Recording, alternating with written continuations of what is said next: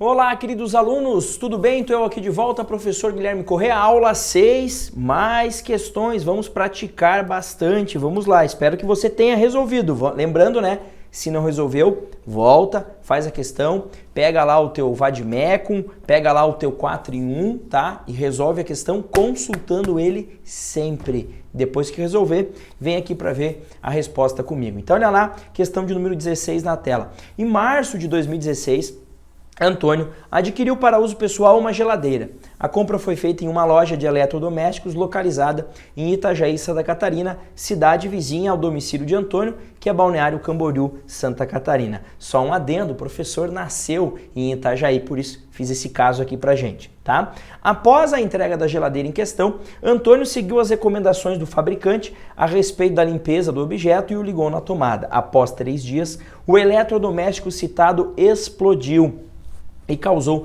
sérios danos à sua integridade física. Sem saber de seus direitos, Antônio demorou 1 ano e meio para propor ação de reparação de danos contra a fabricante. Vejam lá, ó, Antônio contra a fabricante, não é contra a loja de geladeira, tá?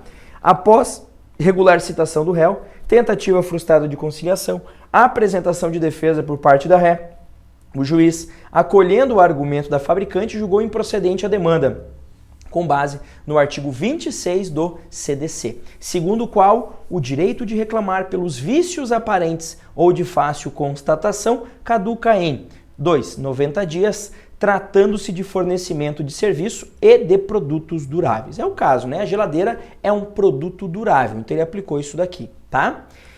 Afirmou, ademais, que o autor não fez prova do defeito técnico do aparelho. Com base no caso em questão, responda aos seguintes questionamentos. Onde poderia ser ajuizada a demanda indenizatória em questão? B. O juiz acertou ao julgar improcedente o pedido indicando como fundamento o artigo 26 em relação ao ônus da prova o que poderia ocorrer no presente feito. Lembrando que sempre que você responde, você deve fundamentar, motivar, trazer os fundamentos jurídicos da sua resposta. E fundamento jurídico para a OAB sempre tem que ter a indicaçãozinha de um dispositivo ou de uma súmula, tá? Vamos lá então dar uma olhada para a resposta A. Onde eu posso ajuizar a demanda? Gente, quando eu tenho demanda de consumidor, eu tenho regra específica. Posso ajuizar no foro de domicílio do consumidor nos termos do artigo 101 do CDC. Mas eu também poderia me valer da regra geral, 46 do CPC ou aqui, ó, 53A. Eu prefiro colocar primeiro a resposta mais favorável ao consumidor, né? No domicílio do consumidor, no caso, Balneário Camboriú, sempre indique. Se o enunciado te disse qual é o domicílio dele, você indica, tá? Nos termos do 101 do CDC, inciso 1º, ou, se ele preferisse, né? Não sei se ele ia preferir, ajuizada no domicílio do fabricante. Aí aplicando-se as regras do CPC, mais especificamente 46 e 53, tá? Dica do professor, aqui ó, no 46, quando está escrito da competência no teu CPC, puxa uma flecha e coloca artigo 101 do CDC. Por quê? Porque sempre que cai uma questão envolvendo competência, sempre, o nosso cérebro, ele nos leva ao 46 do Código de Processo Civil. Aí você vai achar a resposta lá, mas tem outra mais específica no CDC. Então, puxou a flechinha, automaticamente você vai ler o 101 do CDC. Tem que ler, tá? E aí você vai achar uma resposta mais específica. Beleza? Segunda questão.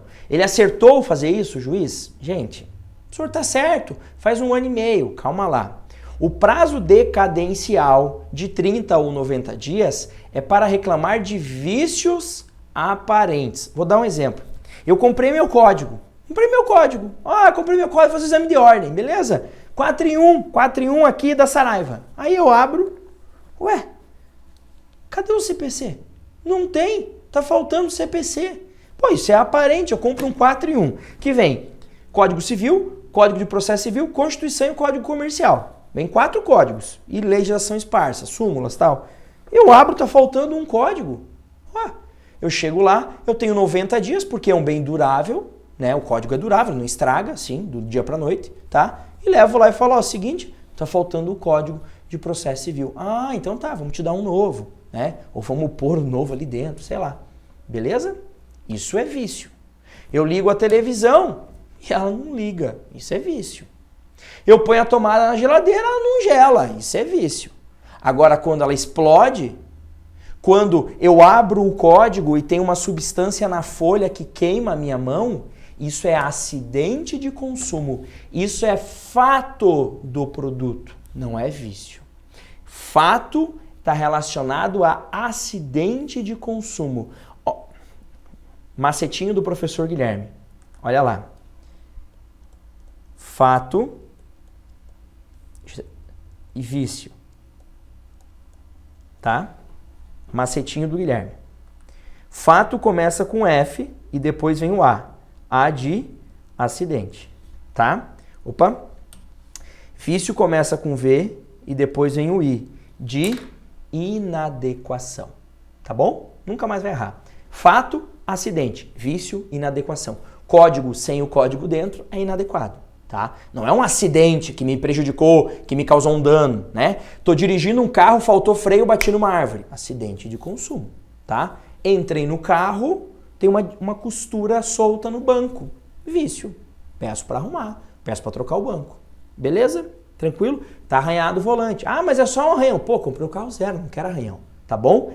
Quando é vício, aí sim, 30 ou 90 dias, se o bem é durável ou não durável, tá? Quando é acidente de consumo, 5 anos, a partir da data que eu sei do dano e conheço a autoria. Então, tá errado o juiz? Claro que errou. Olha lá, acertou? Ó, o juiz acertou? Não. Vejam que tem que dizer não. O prazo decadencial do 26 serve para reclamar dos vícios do produto. Beleza, já afastei. No caso, ocorreu um acidente de consumo, ou seja, fato do produto. Nessa situação, o prazo para buscar a reparação dos danos é de 5 anos nos termos do 27 do CDC, salientando-se que esse prazo é contado da data do descobrimento do dano e de sua autoria. Tá tudo na lei o que eu escrevi aqui, só que eu fiz com as minhas palavras. Professor, uma dúvida que eu tenho, vários alunos têm. Você escreveu 5 e colocou aqui entre parênteses 5. Eu posso só escrever 5? Pode, sem problema nenhum. Eu posso só colocar o algarismo 5?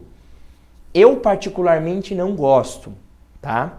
Tem corretor de prova que fica meio bravinho com isso e o cara já pega meio que ranço da tua prova. Então, se você coloca o 5 em algarismo, você chama a atenção dele. É mais fácil eu achar 5 em algarismo do que em palavra, porque o 5 normalmente a gente vê o algarismo, tá? Sei lá, aqui ó, 4 em 1, veja, tá em algarismo. Se tivesse 4 em 1, você ia demorar para ler. 4 em 1, bate o olho e já sabe. Então eu gosto de colocar o 5 para chamar a atenção e entre parênteses para mostrar a grafia por extenso, tá? Faz assim que é mais bacana. Vejam que o código faz isso, então meio que dá uma colada do código nessa hora aqui.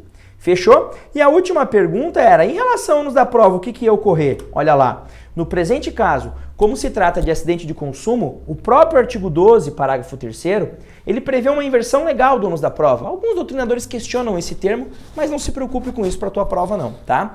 Já que tal dispositivo prevê que o fabricante apenas não será responsabilizado quando provar que não colocou o produto no mercado, que embora haja colocado o produto no mercado, o defeito inexiste, ou a culpa exclusiva do consumidor ou de terceiro. Ou seja, o ônus da prova seria do fabricante e não do consumidor. Não sou eu que tenho que provar que eu usei a geladeira de forma correta. Como é que eu vou provar que eu usei a geladeira de forma correta? É ele que tem que provar. Não, o Guilherme pôs uma bomba dentro dessa geladeira. Ah, pus, então prova você que foi eu que fiz isso. Não, não tem defeito nenhum. Explodiu e não é culpa nossa. Então, prova. É culpa da Companhia de Energia Elétrica, que no dia colocou uma tensão de 300 volts. Nem sei se isso existe. Então, pode provar. Culpa de terceiro? Prova que é deles então. Culpa exclusiva da vítima. O Guilherme colocou a bomba. Então, prova que eu coloquei a bomba. O ônus é dele. Beleza? Tranquilo? Matamos mais uma. Avancemos. Questão 17. Júlia, proprietária de um imóvel em área urbana, assinou um contrato de locação com Marcos pelo prazo de 36 meses. Ajustou-se que a garantia seria fiança, prestada pela mãe de Marcos, Ivone. Após 12 meses de contrato, Marcos começou a realizar o pagamento do aluguel com atraso e após realizar algumas consultas, Júlia constatou que a mãe de Marcos, Ivone, havia falecido sem deixar bens. Sendo Marcos o único herdeiro, Júlia pediu a Marcos que indicasse um novo fiador, mas este... Calma aí. Cadê aqui? Me perdi. Mas este permaneceu silente, além de tornar-se inadimplente sem honrar com o pagamento do aluguel, da cota condominial e dos tributos há mais de 2 meses. Diante de tal situação, respondo os itens a seguir. Gente, em resumo, né? O cara parou de pagar o aluguel, o cara ele não trouxe um novo fiador para o contrato ali, tá? Parou de pagar o condomínio, tal, os encargos locatícios, os tributos ali, né? Ou seja, dá para fazer o quê? Vou te dar uma dica de prova agora, é de amigo, tá? É de amigo. Normalmente, quando a OAB fala em locação, na prova de civil, de imóvel, ela quer 3 coisas de você. 3 coisas, basicamente. Revisão do contrato de locação, tá? Consignação dos aluguéis, mas o que mais cai? Despejo, tá? Despejo. Ela quer saber se dá para despejar ou não. Então, vai direto para a lei de locações, pega o teu índice alfabético remissivo que você vai achar fácil a resposta, tá? Então, vamos lá. Quais os direitos de Júlia perante Marcos, identificando o regramento legal?